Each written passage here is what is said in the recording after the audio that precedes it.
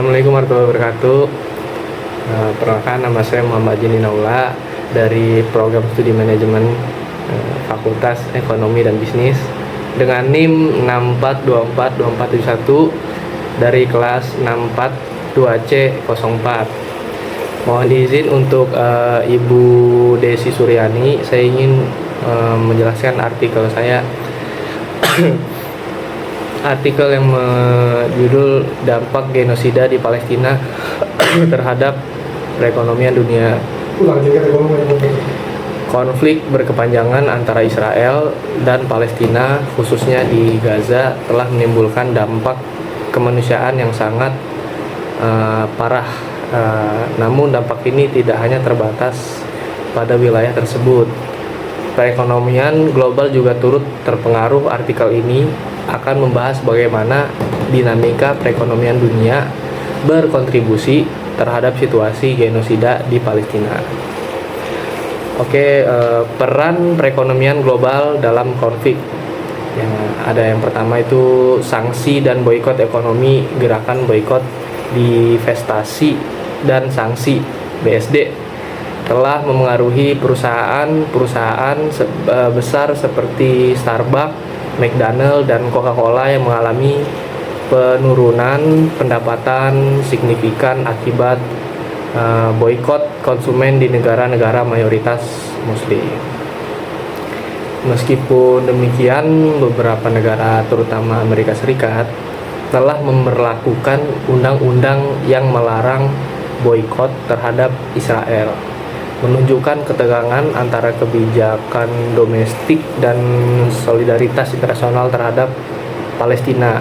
Palestina negara yang kita selalu support, negara Indonesia.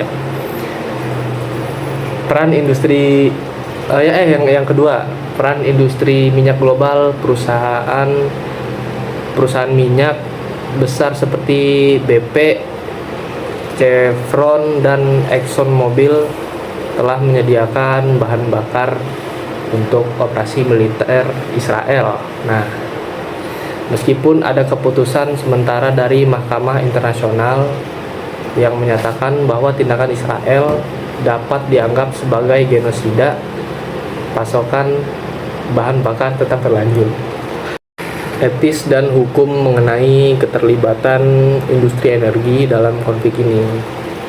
Yang C selanjutnya, keterlibatan negara-negara penyumbang tuh, bantuan negara donor internasional termasuk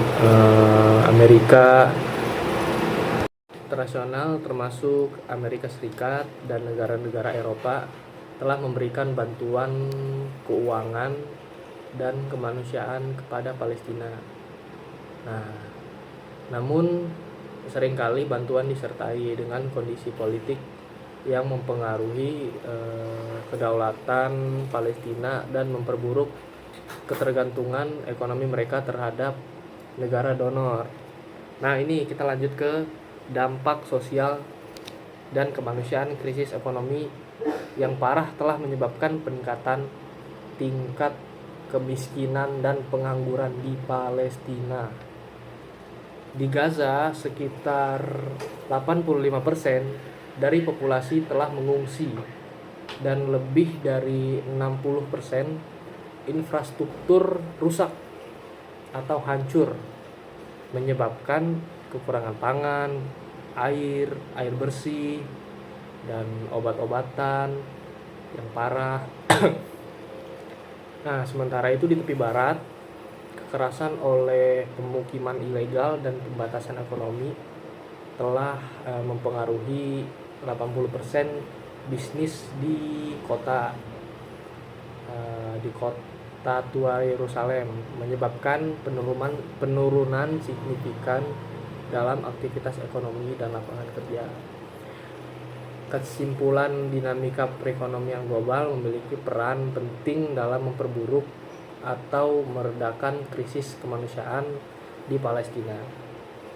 Keterlibatan negara-negara donor ini, perusahaan multinasional, dan kebijakan internasional dapat mempengaruhi jalannya konflik dan upaya perdamaian untuk mencapai solusi adil dan berkelanjutan diperlukan pendekatan yang mempertimbangkan aspek ekonomi, politik, dan kemanusiaan secara holistik. Oke, mungkin itu pemaparan artikel yang saya buat ya. Untuk kurang lebihnya saya mohon maaf, karena pastinya setiap manusia ada memiliki kesalahan lah. Ya. Terima kasih buat Ibu Desi Suryani. Mohon maaf untuk Ibu Desi Suryani. Saya tutup. Saya akhiri. Wassalamualaikum warahmatullahi wabarakatuh.